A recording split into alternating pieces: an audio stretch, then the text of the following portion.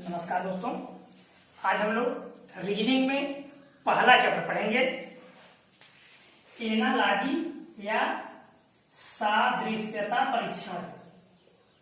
सादृश्यता परीक्षण ANOLOGY, analogy सादृश्यता परीक्षण। आपको हम बताना चाहेंगे रीजनिंग यदि आप मेरे साथ पढ़ रहे हैं तो रीजनिंग में खेलना सीख जाएंगे। ऐसा कोई चैप्टर रीजनिंग का नहीं है जो आप बहुत आसानी से बहुत कम समय में 5 से लेकर के 10 सेकंड के बीच में नहीं साबित कर सकते, ठीक। लेकिन आपका पढ़ने का तरीका सही होना चाहिए। पढ़ने का तरीका क्या होता है आप लोगों का, यदि आप लोग किताब लेकर के बैठते हैं या मोबाइल से ही ऑनलाइन पढ़ते हैं तो आप लोगों की प्रक्रिया यह है, यदि कोई चीज 20 मिनट का है तो उसको आप 10 मिनट में या 2 मिनट में या 3 मिनट में पढ़ना चाहते हैं, तो जल्दीबाजी या शॉर्टकट रास्ता कोई अच्छा नहीं होता। आप 20 का बजाय 40 लगाइए। ऐसा क्यों? क्योंकि आपका ये जो समय है वो तो निकल जाएगा, लेकिन जिस समय आप पढ़ने बैठते हैं उस समय आप उस चीज को बहुत सही से पढ़िए, बहुत सही समझिए। यह चीज है तो क्या है, हम इसको पढ़ें तो कैसे पढ़ें, या ये क्या प्रक्रिया है। एक बार अगर आप उसको पढ़ लेंगे तो पूरी जिंदगी भर पढ़ने की जरूरत नहीं पड़ेगी। लेकिन एक बार आप अपने समय में कोताही करते हैं या समय में कटौती करते हैं तो बार बार उस चीज को आपको पढ़ना पड़ता है और वह चीज सही से तैयार नहीं हो पाता।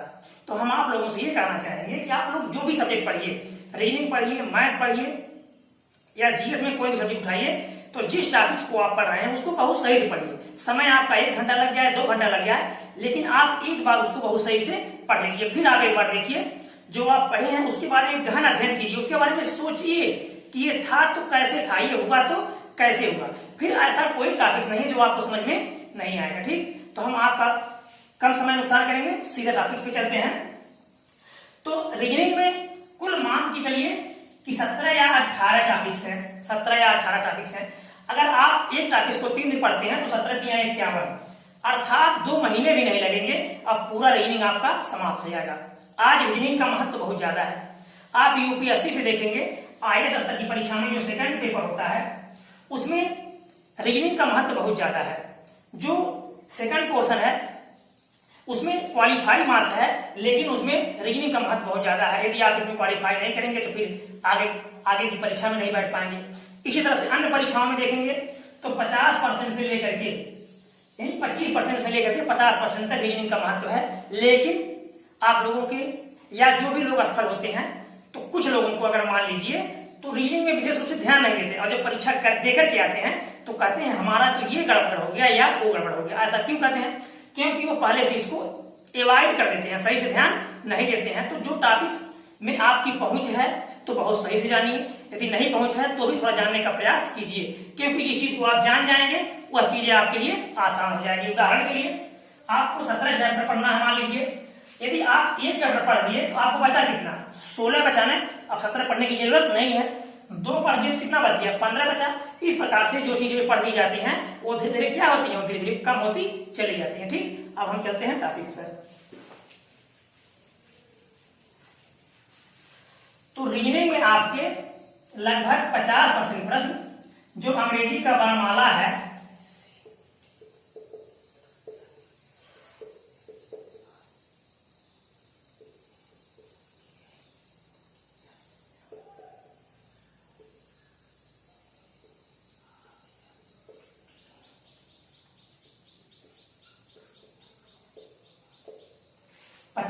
क्वेश्चन कम से कम इनसे संबंधित पूछे जाते हैं। यदि आपको इनकी जानकारी पूरी हो जाए तो आप कम से कम बहुत से क्वेश्चनों को बहुत आसानी से हल कर सकते हैं। इसमें जानकारी आपको क्या करना है, इनके नंबरिंग क्रम को जानना है। सबसे सरल प्रक्रिया है जानना, लेकिन सबसे कठिन भी है।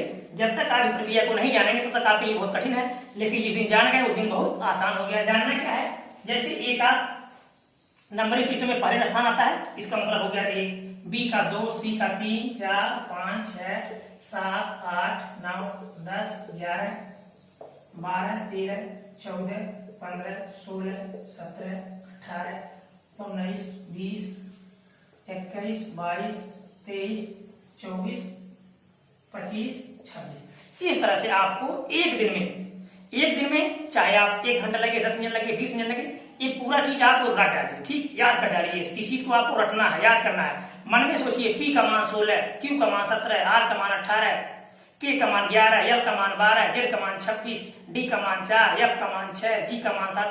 इस तरह से पूरा आपको पता हो जाना चाहिए।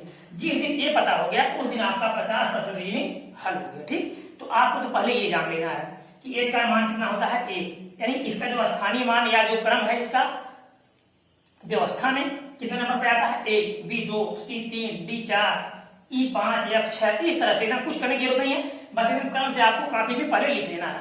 इस चीज को आप अभ्यास कर लीजिए, ये आपका तैयार हो जाए। जिस दिन आपका ये तैयार हो गया उस दिन आप समझ जाएंगे। अब देखिए इसमें क्वेश्चन कैसे बनते हैं। मान लीजिए A लिख देगा, फिर C लिख देगा, फिर E लिख देगा। तो हम देखते हैं A के बाद क्या हो गया, 3 हो गया, फिर 3 के बाद 5 हो गया, कितना जोड़ दिया इसमें, 2 2। तो हमको पता चल जाता है कि A का मान 1, C का मान 3 अर्थात 2 जोड़ दिया, फिर C का मान 3, E का मान 5, 2 जोड़ दिया। तो कभी 2 जोड़ता है, कभी 3 जोड़ता है, कभी 4 जोड़ता है, कभी जोड़ता है, घटाता है। तो इसमें कई चैप्टर इससे संबंधित आपको मिलेंगे जो इन्हीं पर आधारित होते हैं। दूसरा चीज, सबसे कठिन प्रक्रिया क्या पूछता है, विलोम पूछता है, लेकिन यदि उसको आप समझ जाएंगे तो बहुत आसानी से हल कर सकते हैं। अभी तक आप विलोम हिंदी और इंग्लिश में पढ़े हैं, लेकिन इसमें क्या विलोम होता है, क्या विपरीत होता है, क्या उल्टा होता है। तो इसमें होता है A का Z। अब आपको कोई विलोम रटने की जरूरत नहीं है, एक प्रक्रिया हम आपको बता रहे हैं, बहुत आसानी से उसको आप किसी भी बार का विलोम, जैसे मान लीजिए Q का विलोम आपको निकालना है, तो ये पूरा कितना होता है, Z तक 26 होता है ना, Z तक 26 होता है, लेकिन आपको 27 से घटा देना है। किससे घटा देना है, 27 से घटा देना। अब Q का विलोम पूछा गया तो Q का मान होता है 17, 0 1 10, 10 होता है किसका मान, J का मान 10।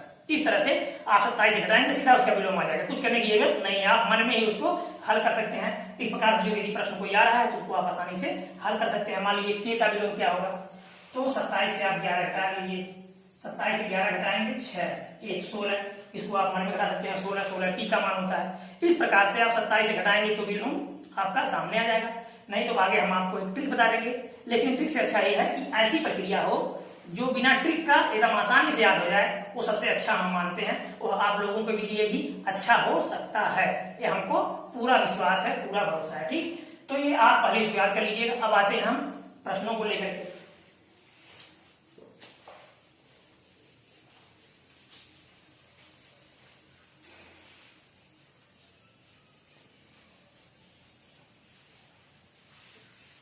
पहला प्रश्न है, LN PQ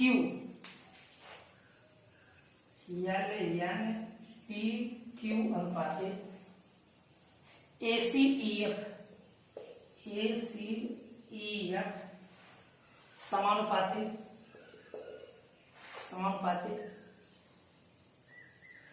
TUXY अनुपातिक प्रश्नवाचक। इसमें आपको क्या करना है, समानता में ये देखना है कि ये था तो ये कैसे हुआ, ये था तो ये कैसे हुआ, अर्थात इस पाले से पाले को मिलाना है, फिर इस पाले से इस पाले को हम बना लेंगे या जोड़ घटा लेंगे। तो हम जानते हैं L का मान होता है 12, नहीं पता है 14 16 17 1 3 5 6। अब आप देखिए 12 था, 12 को क्या कर दिया, 1 कर दिया, अर्थात क्या कर दिया, -11। क्या कर दिया, -11। 14 था, क्या कर दिया, 3 कर दिया, -11। 16 था, 5 कर दिया, -11। 17 था, 6 कर दिया, -11। तो हम देखते हैं इससे क्या कर रहा है, कभी जोड़ता है कभी घटाता है, उस तरह से उस प्रक्रिया को हम कर देते हैं। तो लेकिन हम क्या करते हैं, सबसे पहले वाले से तुलना करते हैं। कभी कभी क्या करता है, ये इससे पीछे से लिखता है, कभी कभी उल्टा करके लिखता है, कभी कभी इसकी तुलना इससे कर देता है। तो जब हम कई क्वेश्चनों को बार बार अभ्यास करेंगे तो आसानी से समझ में आ जाएगा। तो चलिए अब हम इसमें से माइनस करेंगे 11, T का मान होता है 20, 20 से 11 निकाल देंगे, 20 से 11 निकालेंगे बच जाएगा 9, 9 होता है I का मान। U का मान होता है 21, 21 से 11 निकाल देंगे बच जाएगा 10, 10 होता है J का मान।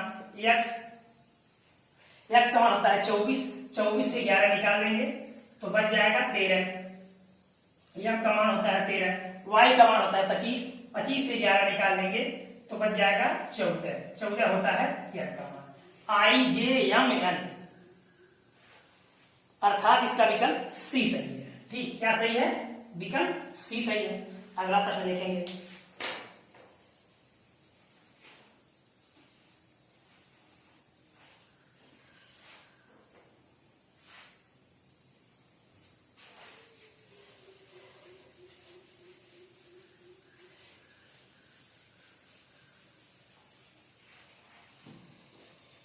डीसीबीए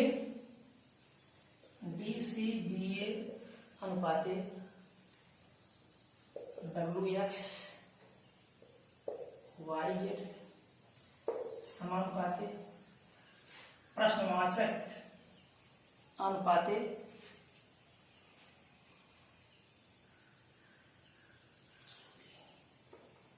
समानुपाते IJKL अनुपाते प्रश्नवाचक। ठीक, अब हम यहां देखेंगे कि डी को क्या कर दिया, डी को W, अर्थात डी का मान होता है 4, W का मान 23, 23 4 27, दोनों विपरीत का उल्टा कितना होता है? 27 होता है, यानी दोनों विपरीत का योग कितना होता है? 27। तो हमको यहाँ देखते ही पता चल गया कि 4 ये और 23 ये, अर्थात कितना हो गया? 27 हो गया, अर्थात इसका ये उल्टा सी का होता है x, सी का मान 3, x का मान 24, 24 3 27, यानी उल्टा लिखा है सीधा। उल्टा में क्या करते हैं? दोनों का योग 27 होना चाहिए। अब देखिए i का मान 9, 9 में कितना जोड़ 27 हो जाए? 18, r का मान 18 है। ठीक, j का मान 10, कितना जोड़ 27 हो जाए? 17, q का मान 17, k का मान 11, कितना जोड़ दें? 27 हो जाए? 16 11 27, p का मान 16, l का मान 12, कितना जोड़ दें? 27 हो जाए? 15, o का मान 15। ठीक, RQPO हमारा आंसर हो गया RQPO, अर्थात कौन सा विकल्प सही है? सी विकल्प सही है। अगला प्रश्न देखेंगे।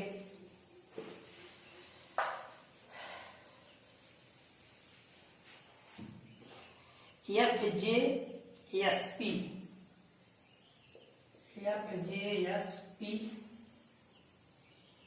अनुपाते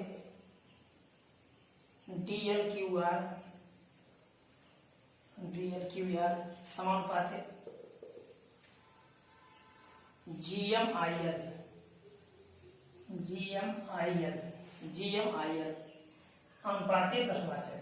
अनुपाते प्रश्नवाचक। अब हमको देखना है ये क्या किया। F का मान होता है, इसका मान 6 10 19 16 4 12 17 18। जब तक हमको पता नहीं तब तक हम उसके मानों को लिख लेंगे तो बहुत आसानी समझ में आ जाएगा। अब यहाँ 6 था, 6 को क्या कर दिया? 4 कर दिया, यानी -2 कर दिया। 10 था, 10 को क्या कर दिया? 12 कर दिया, अर्थात +2 कर दिया। 19 है, क्या कर दिया? 17 कर दिया, -2 कर दिया। 16 था, 18 कर दिया, +2 कर दिया। यानी पहले -2 फिर +2, फिर -2 फिर +2। तो पहले आप -2 फिर +2 फिर -2 फिर +2 कर देंगे हम।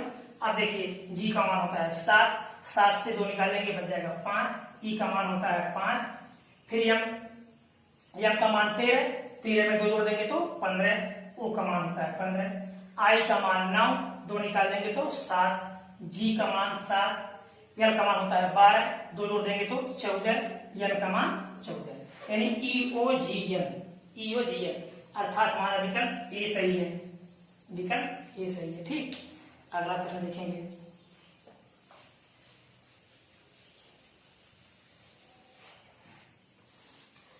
LMNO अनुपाते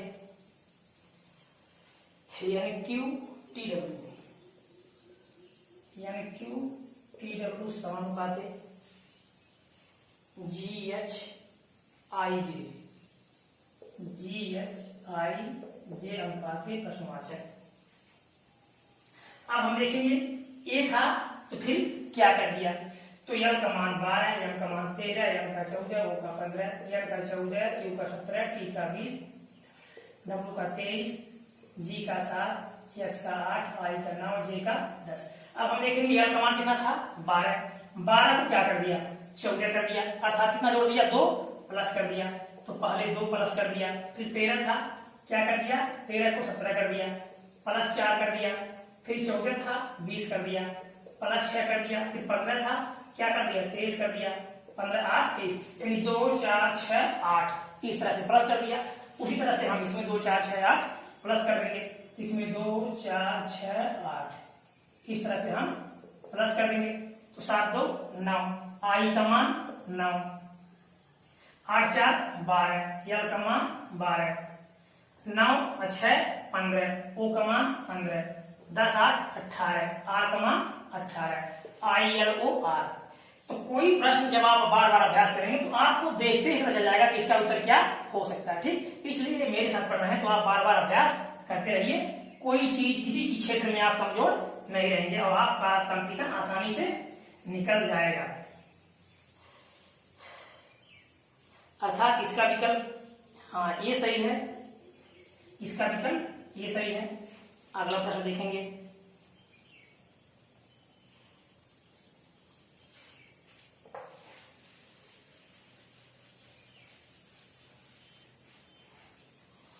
NM KH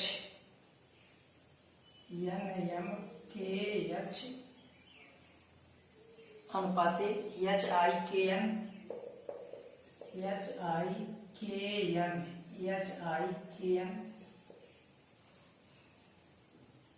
समानुपाते UTRO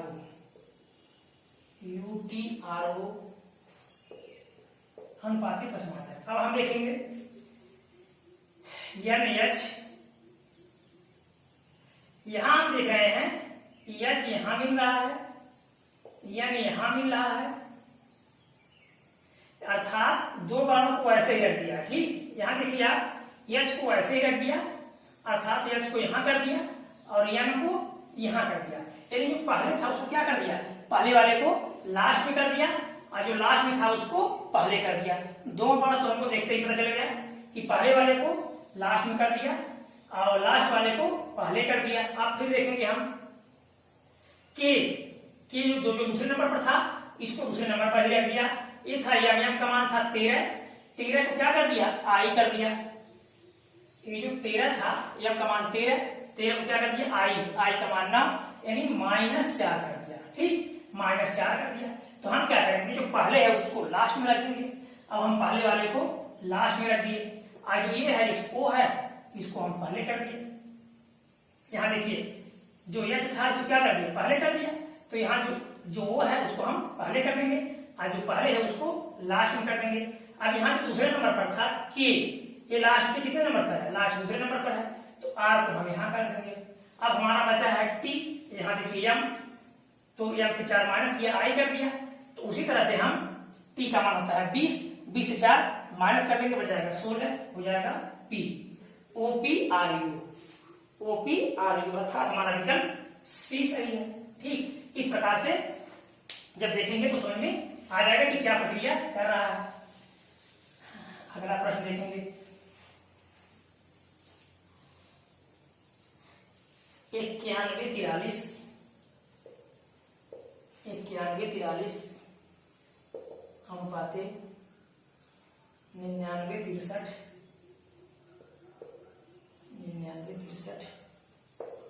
समानुपाते 67 31 अनुपाते प्रश्नवाचक। एक चीज और आप याद रखिएगा, जितने अंकों की संख्या ज्यादा होगी प्रश्न उतने आसान होता है। ठीक, दूसरी चीज, जब अंकों की संख्या ज्यादा होती है तो या तो उसको जोड़ता है या तो उसको घटाता है, यानी गुणा बहुत कम करता है। जब भी अंकों की संख्या ज्यादा होगी तो आप समझ लीजिएगा सबसे पहले आपको क्या करना है, सबसे पहले आपको जोड़ना है, घटाना है कि ये हो रहा है तो कैसे हो रहा है, क्या प्रक्रिया है। तो सबसे पहले आप जोड़ने का काम कीजिएगा, फिर घटाने का काम कीजिएगा। अगर जोड़ने से नहीं सही हो रहा है तो घटाने का काम कर दीजिएगा, प्लस विकल्पों को ध्यान में रखते हुए। चलिए तो हम सबसे पहले जोड़ने का काम करते हैं, क्योंकि जितने बड़े अंक रहेंगे उनको कैसा करता है, जोड़ने का काम करता है। जैसे 9 6 3 1, तो 9 से 6 निकाल दिया 3 और 3 से 2 निकाल दिया। इस तरह से कभी कभी घटाने का काम करता है, कभी कभी बढ़ाने का काम करता है। तो सबसे पहले आप जोड़ने घटाने का काम कर लीजिए। तो यहाँ देखेंगे 9 1 10 4 6 3 17, 9 1 10 4 6 3 17, इसका मान हो 17। यहाँ देखेंगे 9 9 18 6 24 3 27, फिर इसको देखेंगे 7 6 13 3 16 1 17। अब हम देख रहे हैं यहाँ 17 था, यहाँ 27 कर दिया, फिर 17 हुआ योग, फिर योग 27 होना चाहिए। इस आधार पर अगर ऐसा कोई विकल्प मिल रहा है तो हमारा उत्तर सही हो जाएगा। अब हम विकल्पों में तलाश करेंगे क्या कोई ऐसा विकल्प मिल रहा है। अगर ऐसा विकल्प नहीं मिलेगा तो हम दूसरी प्रक्रिया अपनाएंगे।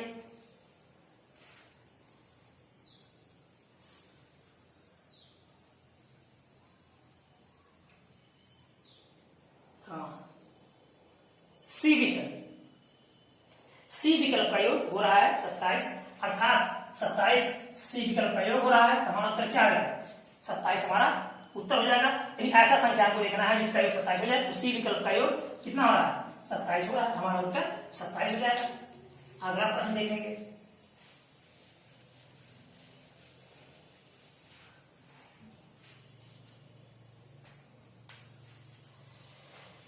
दो बटे 3 अनुपाते 19/29 अनुपाते 8/7 अनुपाते प्रश्नवाचक। 2/3 अनुपाते 19/29 समानुपाते 7/8 अनुपाते प्रश्नवाचक। तो हमको ये देखना है ये था तो ये कैसे हुआ, उसी अनुसार ये होगा तो फिर वो हो जाएगा। तो हम क्या करेंगे, देखते हैं ये 19 कैसे हुआ, ये 29 कैसे हुआ। तो 2 9 18, अगर 2 गुणे 9 प्लस 1 कर दें तो 2 9 18 19 आ गया। 3 गुणे 9 प्लस 1 कर दें 3 9 27 से 28 आ गया। 3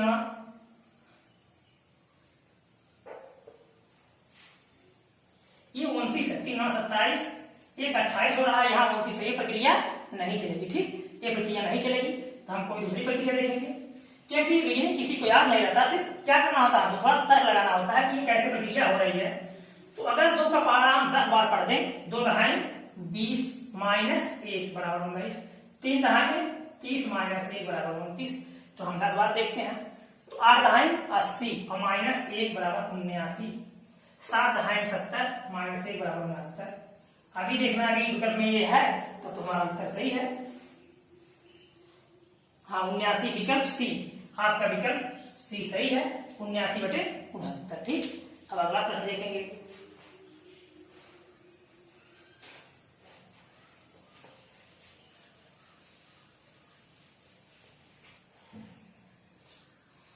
नौ 940 अनुपाते 5, 940 अनुपाते 5 समानुपाते 376 अनुपाते x, 376 अनुपाते प्रश्नवाचक। अब आपको ये देखना है कि इसको जोड़ या घटा करके कैसे 5 हो गया, उसी अनुसार आपको इसको सिद्ध करना है। कि यदि ये पता चल रहा है कैसे 5 हो रहा है, उसी अनुसार इसको हम सिद्ध कर देंगे। अब इसको 5 बनाने के लिए क्या प्रक्रिया करना है, याद रखिएगा, एक प्रश्न कई तरीके से हल हो सकते हैं, तरीका सिर्फ अलग अलग हो सकता है। ठीक, आप उत्तर भी उसके एक ही आ सकते हैं, तो लोग हल करने का तरीका अलग अलग हो सकता है। तो हम देखेंगे ये 5 कैसे हुआ। तो यदि 9 से हम 4 निकाल दें तो 5 बच जाएगा, लेकिन यहाँ 0 भी है। चलिए 0 को भी 9 में हम जोड़ देते हैं, तभी 9 ही होगा, और 4 निकालेंगे तो 5 बच जाएगा। उसी प्रकार से अगर इसको हम जोड़ दें 36, 9 से 7 निकाल दें बराबर 2, यहाँ 9 प्लस 0 माइनस 4 बराबर 5। तो हम ये देख रहे हैं ये अगर विकल्प में 2 मिला है तो हमारा उत्तर सही है, क्योंकि ये प्रक्रिया दोनों क्या हो गई, प्रक्रिया 36 9 से 7 निकाल दिए 2। अभी हमने आपको बताया कि जितने भी बड़े क्वेश्चन होते हैं उसमें क्या करता है, अक्सर करके जोड़ करके और घटा करके ही उत्तर लाया जाता है, या अक्सर जोड़ घटाना पर ही प्रश्न आधारित होते हैं। तो विकल्प में देखेंगे हम 2, विकल्प में 2, हाँ बी विकल्प में 2 है, तो हमारा बी विकल्प सही हो जाएगा, उत्तर 2 हमारा आ गया। अगला प्रश्न देखेंगे।